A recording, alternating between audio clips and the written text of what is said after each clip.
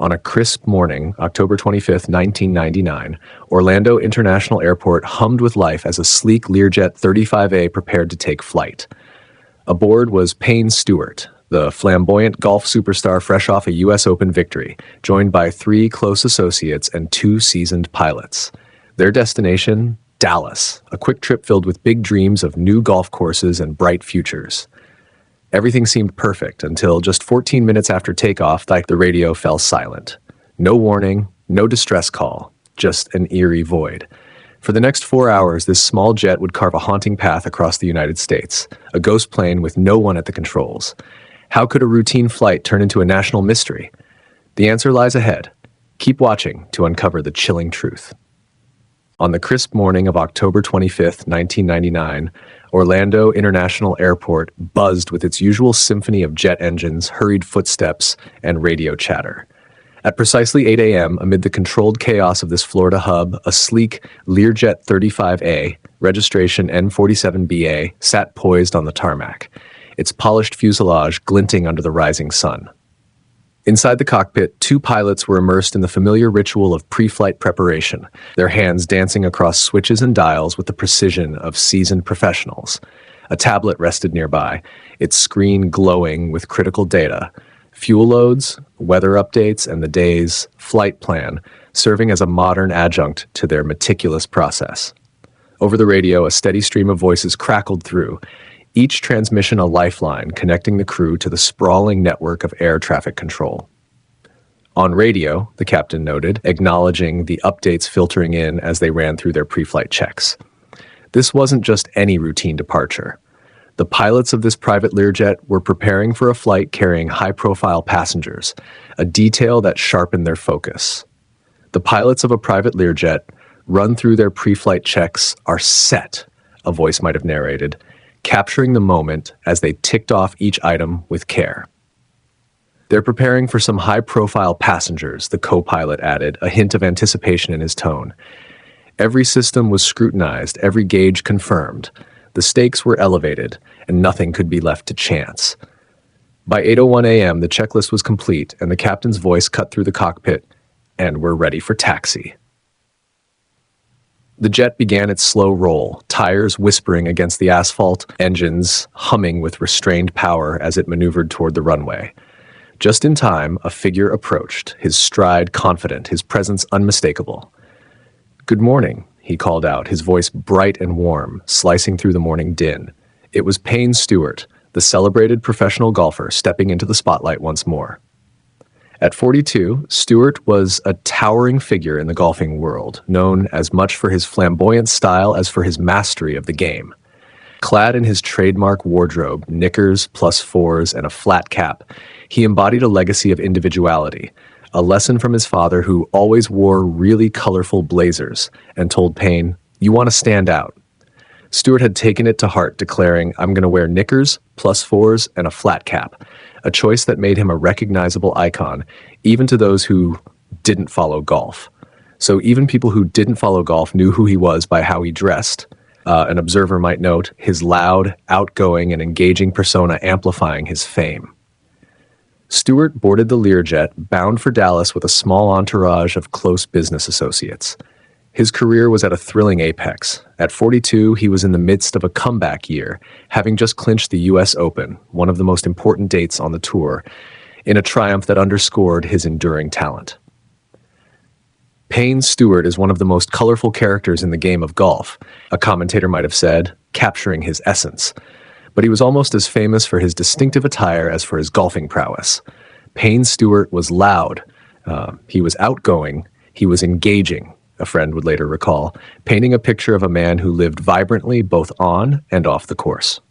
Inside the cabin, Stewart settled in alongside 3 key companions: Van Arden, his agent, Robert Fraley, another agent, and Bruce Borland, a member of the Jack Nicklaus design group.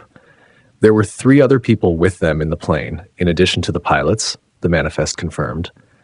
Their conversation soon turned to golf, a natural extension of their shared passion. "Sure, the target area is wide, but you miss. The bunkers are going to eat you alive," Stewart mused, his strategic mind at work. His ambitions stretched beyond the game he'd mastered. He was dreaming of a new golf course at Dallas University, where he'd honed his skills as an amateur. "Let me show you my idea for that bunker," he said, perhaps sketching a design or gesturing animatedly, his enthusiasm palpable. "He has big plans for building a new course at the Dallas University," a colleague might have noted, while Borland chimed in, "This hole is going to be tough. It's over 500 yards, setting the stage for a challenging vision." The Learjet itself was a fitting vessel for such a journey. Named after Bill Lear, who was working on a fighter jet design for the Swiss before adapting it into this agile business jet when they decided not to build that airplane, it carried a legacy of innovation. Lear took that design, brought it back to the U.S., and built the Learjet, a marvel of engineering often likened to the Ferrari or the Porsche of business jets. Stewart flies regularly on the Learjet, a fact that underscored its reliability for a man accustomed to the spotlight. Its sleek design and high-performance capabilities promised a swift, efficient flight northwest toward Dallas. At 9 a.m., the moment of departure arrived. Captain Michael Kling, well qualified to fly this high-performance machine, took command. A former Air Force pilot and flight instructor, Kling's experience was etched into every calm, deliberate action. He's a former Air Force pilot and flight instructor. A lot of pilots came out of the Air Force and started flying Learjets because it reminded them and gave them that performance they were used to, a colleague might have observed. Beside him sat First Officer Stephanie Bola-Gary, with less than 100 hours in the Lear, her eagerness to log more flight time evident in her focused demeanor. "Ready," she affirmed as Kling announced. "Okay, here we go. Takeoff thrust." The engines roared, propelling the jet down the runway. 407 Bravo Alpha, you are cleared for takeoff, the tower confirmed, and the Learjet lifted off, slicing through the morning sky with grace and power. As the plane climbed, Kling's steady hand guided it upward, while Bola-Gary monitored the instruments, her eyes flicking between gauges and screens. "Learjet 47 Bravo Alpha climbing to flight level 260, Kling radioed, contacting Jacksonville Air Traffic Control with a crisp, "Good morning, Jacksonville. This is Learjet 47 Bravo Alpha." Controller Wesley Couch responded promptly. "Good morning, 4-7 Bravo Alpha. Climb and maintain flight level 390. Directing them to 39,000 feet, a cruising altitude where the Learjet's fuel efficiency shone. By flying at high altitudes where the air is thin, the Lear saves on fuel, an engineer might explain, noting, "You get a better economy, so you're getting from point A to point B, costing you less." The crew's professionalism impressed Couch. The crew of the Learjet was extremely professional, cheerful, nothing out of the ordinary at all. The typical hello, how are you, verify your altitude, course, etc. The flight plan was straightforward, northwest toward Cross City, Florida, then a turn west to Dallas. 14 minutes after takeoff, having covered 80 miles, the jet reached a handover point. 47 Bravo Alpha, contact Jack Center at 135.65, Couch instructed, expecting the routine acknowledgement. But silence followed. 47 Bravo Alpha, please acknowledge, he repeated, a faint unease stirring. Still nothing. There's nothing really unusual about missing a frequency change. It's early, just after takeoff. I assume they're trying to get everything buttoned up, Couch rationalized, giving them a moment. He tried again. 47 Bravo Alpha, contact Jack Center on 135.65. The silence stretched, unbroken. In the back of your mind, all controllers know I didn't get an acknowledgement for that frequency change, he later reflected, adhering to protocol by pausing before retrying. Another voice cut in. 47 Bravo Alpha, this is Jack Center. What's up with that Learjet? Theories swirled. Perhaps they were off frequency, a common glitch. There's a plethora of reasons why an aircraft can miss a call, a controller noted, clinging to optimism. But as the jet climbed past 39,000 feet, defying its cleared altitude, the situation shifted. They're still climbing. Let me see their flight plan, a controller demanded, urgency rising. When it climbed through 39,000 feet, everybody knew that there was a major problem, Couch recalled, the realization sinking in like a stone. The Learjet neared Cross City, where it was supposed to turn west. Got a turn coming across city. Let's hope they make that turn, a controller muttered, the room falling silent, the tension level so high you could hear a pen drop. The jet didn't turn. "Damn it! Damn it!" someone exclaimed, the words punctuating the dread.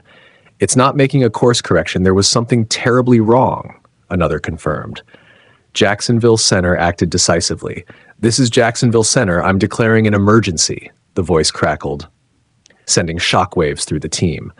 "We're all kind of in shock and disbelief at this aircraft," a controller admitted, the weight of the moment palpable. The National Transportation Safety Board, NTSB, was alerted, experts mobilizing swiftly.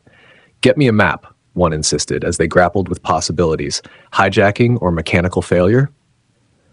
Once the air traffic control system realized the aircraft had gone rogue, so to speak, the next step is to try to figure out why, an NTSB official explained.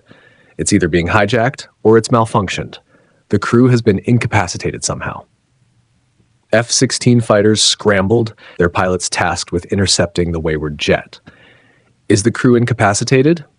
Is there something wrong with the aircraft for some reason? Why that crew is not communicating with air traffic control? "So our job is to go up and find out why," a pilot briefed, engines roaring as they closed in. Over an hour into the crisis, the runaway plane approached Memphis, its densely populated airspace looming. "Get me someone from Learjet. I need to know how long this plane can stay in the air," a controller ordered, the specter of a crash over a city driving their urgency. The aircraft was flying toward a large metropolitan area.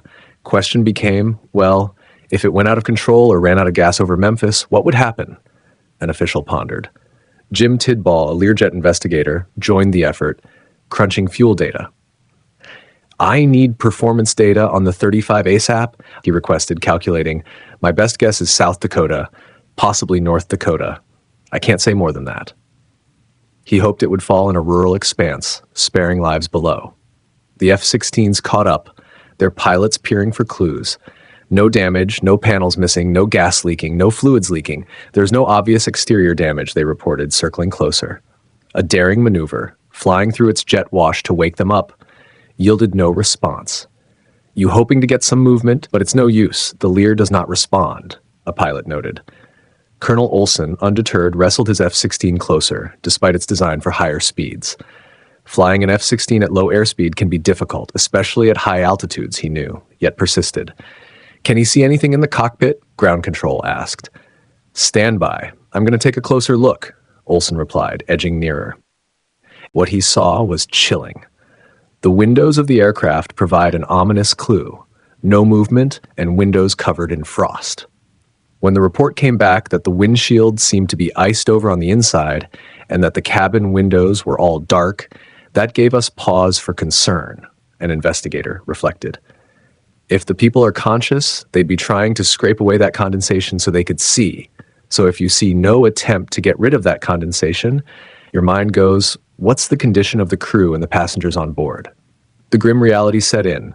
Defrosted over windscreen and a darkened cockpit and cabin indicated that the crew is probably no longer with us. "Learjet is now a ghost plane," someone whispered, the words hanging heavy. With no hope for those aboard, focus shifted to its crash site. "Can we narrow down the crash site anymore?" an NTSB official asked as investigators tracked its path. After nearly 4 hours in the air, the Learjet is approaching Aberdeen, South Dakota, radar confirmed. According to calculations, the jet is almost out of fuel, Tidball noted. At 12:10 p.m., it happened. One of the engines just flamed out and it started turning, an F-16 pilot reported, watching it spiral. "Look out, the aircraft is turning. We don't know where this aircraft is going to go, but it's starting to move," he radioed. They're going down, ground control tracked, breathless. "Where is it going to hit?" The F-16 followed, but the plane disappears into the clouds, drops below the radar. Minutes later, confirmation came. "Sir, I've got a crash site. Payne Stewart's Learjet has slammed into a hayfield in South Dakota. There are no survivors," the report stated. In Brown County, South Dakota, the crash has shaken local residents, who described, after a few flips and flops and everything, it went straight down. It took probably 12 seconds to hit the ground. The 1,500-mile, 4-hour flight ended in a rural field, sparing metropolitan disaster. "It's over," I think there was a sense of relief when the airplane actually did go down in a rural area that it did not impact a major metropolitan area, an official sighed. Yet the loss was profound. We have human beings on that aircraft. They have a life, they have a family, they have a connection, they have a story. You're part of the end of their story, unfortunately, a controller mourned. To hear the news of Payne likely being on that plane was very shocking. It didn't seem real. He's just winning the US Open and hoisting a trophy up, a fan echoed, the tragedy stark against his recent triumph. The wreckage lay scattered across a hayfield near Mina, South Dakota, a crater marking the Learjet's violent end. The 500-mile-an-hour impact hasn't just smashed the wreckage, it's driven most of it into the ground, investigators observed. The aircraft at the accident site was completely destroyed and in pieces. There were a lot of very small pieces, a first responder noted. My first impression was we're going to have a little trouble gathering evidence here, an NTSB investigator admitted, surveying the debris. The task was daunting. For crash investigators, the first step is to survey the impact area and lay out a search grid. Nice and slow. We don't want to miss a thing. The grid-type search was the way to proceed, so we knew where we had been, what we had covered, and then we could move on to the next grid section, the team planned, mapping paths where we could walk, where we couldn't walk. It almost became an archaeological dig, kind of unlayering the thing as we went down through the earth, an investigator described as they sifted through soil. A good investigator can't make decisions based on initial information. You have to have all the data before you can do an adequate job, the NTSB mantra guided them. Key pieces emerged. As we were looking through the debris in the crater, we started finding pieces that were close to the cockpit voice recorder. We knew we were looking in the right area, a searcher reported. We felt confident that we'd find the CVR. Hope flickered. Meanwhile, Bob Benson of the NTSB pieced together the flight's narrative. The lengthy pursuit of the flight has given him an unusual head start on the case. For an investigator to realize that an accident is going to occur before it happened is very unusual. It's a strange feeling, a sad feeling to know an accident's going to occur, and you pack your bags early for once. Initial F-16 observations provided clues. The engines were okay. The F-16 folks were gathering data like both engines were running. They could see two contrails, Benson noted. It had some electrical power because navigation and rotating beacon lights were going on. The electrical was working. Yet anomalies stood out. The F-16 pilots also noticed some unusual fluctuations in the Learjet's altitude before it crashed. The Learjet was bobbing up and down in a steady rhythm known as porpoising. That probably was because the autopilot was set in a climb mode, and the aircraft was attempting to climb as high as it possibly could, an engineer deduced. Aerodynamically, there's a limit to that, so it would get up to its very maximum ceiling and go down and try to go back up and go down again. No pilot would deliberately fly a plane this way. I think they were unconscious, or worse when the jets got the visual, Benson concluded. A haunting detail emerged. The F-16 folks told us that there was a large area of frost covering 90% or more of the front windscreens of the aircraft on the inside.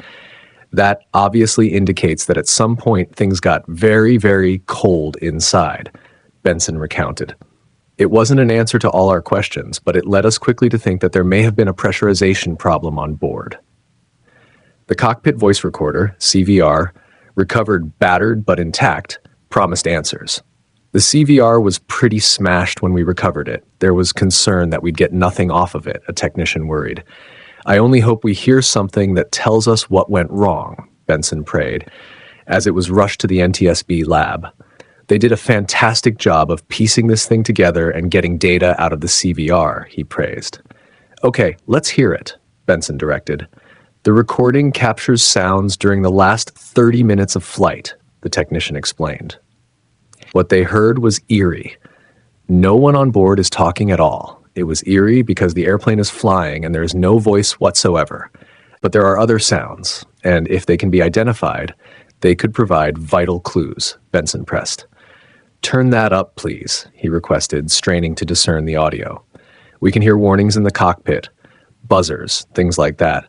So even though no voices are heard, there is valuable stuff on those, the team noted. That's the cabin altitude warning, a technician identified, the blaring horn unmistakable. We're definitely looking at a loss of pressure accident. Benson confirmed.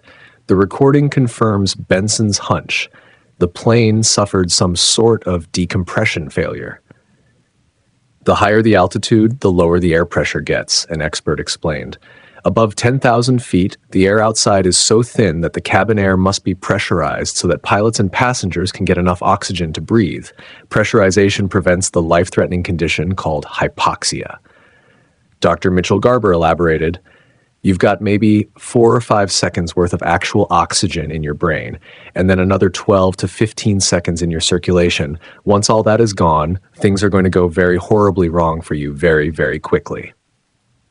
The CVR revealed a chilling detail. The cabin altitude warning horn was blaring for the entire 30 minutes minus a few seconds at the end.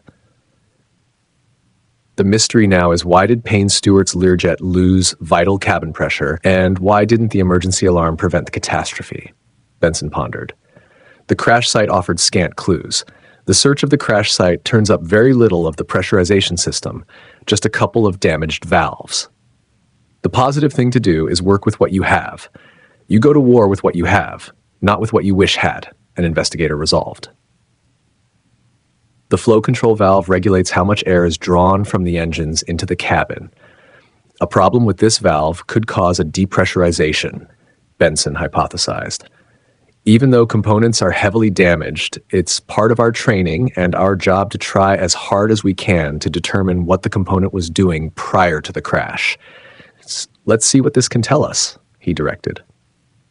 Examining the valve under a high-powered microscope, he spotted small scratches in the metal. At impact, parts hit parts, and internal components hit internal components, and those cause witness marks. You could almost consider it to be a snapshot of what would happen at impact, he mused. Bingo, Benson exclaimed. The witness marks indicated quite definitely that the valve was closed during the horrendous impact of the aircraft in the ground.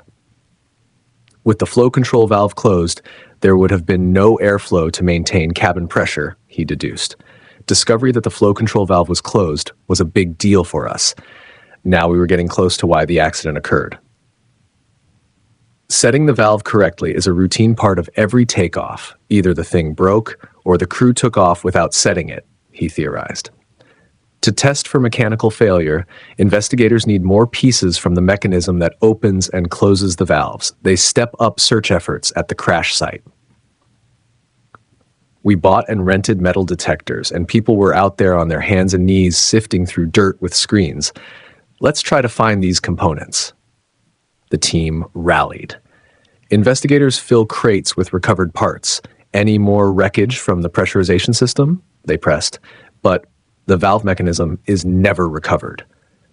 When we find a clue and we can't follow it all the way to the end, it gets very frustrating for investigators.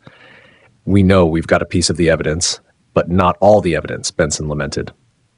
Turning to air traffic control recordings, he sought timing. Play it from the top. I want to hear something she said before takeoff. Good morning, Jacksonville. This is Learjet 47 Bravo Alpha climbing to flight level 260. Bolagari's voice rang clear. The air used to pressurize the plane comes from the engine, so it can feel a bit hot. That's why some pilots wait until the last minute before opening the airflow valve, an expert noted. Did they forget to do this? Benson wondered. Transmissions from the first officer were clear, so we knew at that altitude things were going fine, he assessed. The timing tells Benson that the crew set the valve correctly at takeoff. Something happened between their last radio call here and when they lost radio contact here, he pinpointed, a 4-minute window between 28,000 and 36,000 feet. Something must have happened to close the cabin air valve, but it's impossible to say whether it was human error or mechanical failure, he concluded.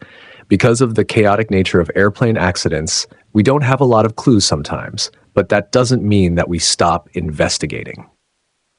Another mystery loomed. The Learjet is equipped with emergency oxygen masks. No matter what caused the loss of pressure, the oxygen masks should have given the crew enough air to breathe until they could land the plane. If a crew happened to get an altitude warning, gosh, The first thing any flight crew should do would be to don an oxygen mask, a pilot insisted. Benson scoured maintenance records. Looks like everything was working fine. On several previous flights, the Learjet's crew used the masks without any problems.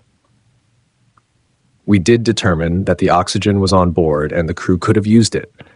So now the question became, why didn't they use supplemental oxygen? Time to take a new approach, Benson decided, turning to simulation. Set us to climb, please, he instructed, recreating the flight. There goes the cabin altitude warning. Start the clock. The simulator blared. You've got maybe 15 seconds to do something once you become in an environment that's almost eliminated with oxygen, Garber warned. Emergency checklist. Got it. Benson scanned the binder, seeking the flaw. What he's about to discover could finally unravel the mystery and reveal why Payne Stewart's Learjet tumbled from the skies over South Dakota. The stakes crystallized.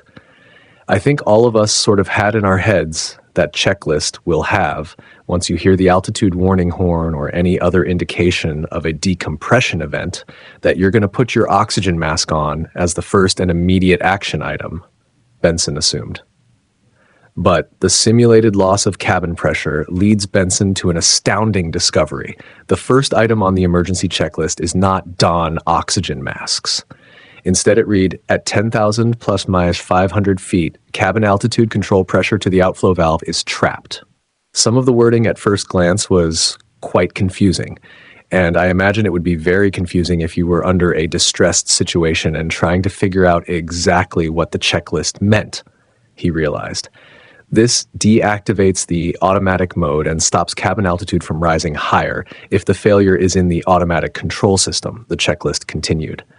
I can't believe we still haven't put our oxygen masks on, a simulator pilot gasped.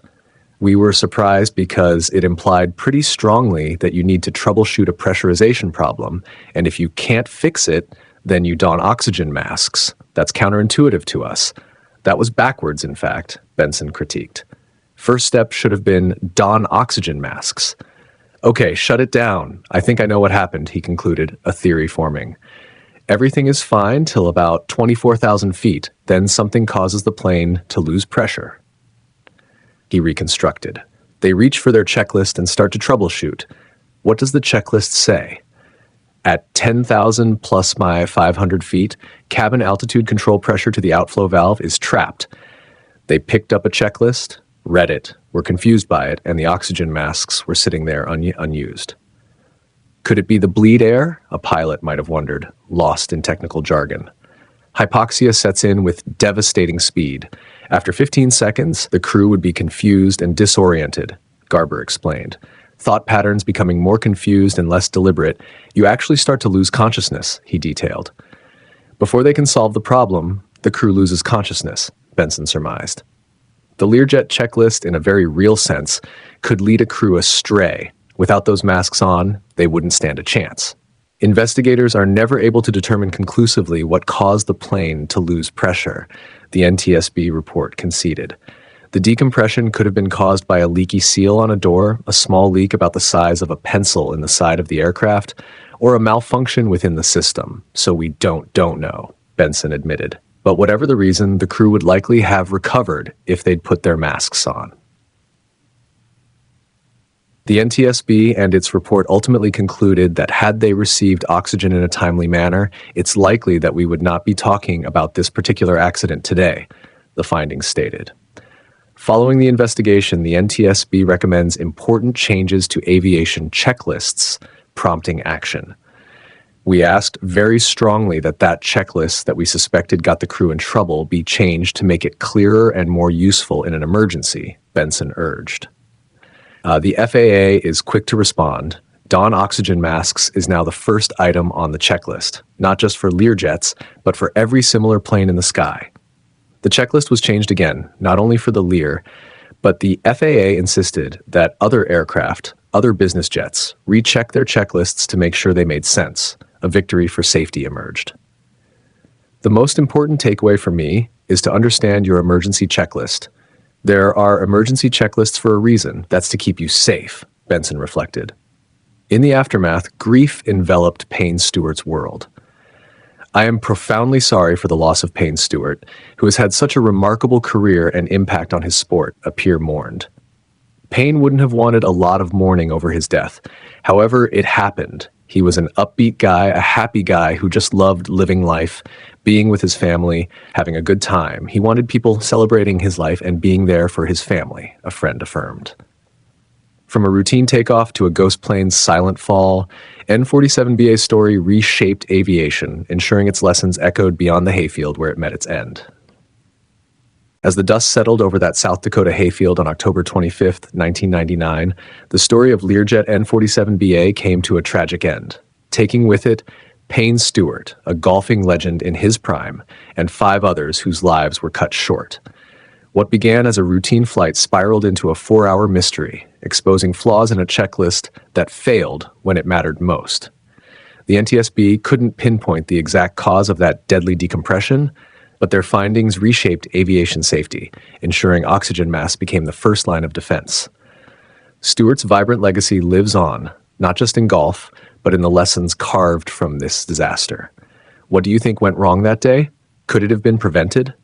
Share your thoughts below, and don't forget to subscribe for more stories where triumph and tragedy collide in the skies.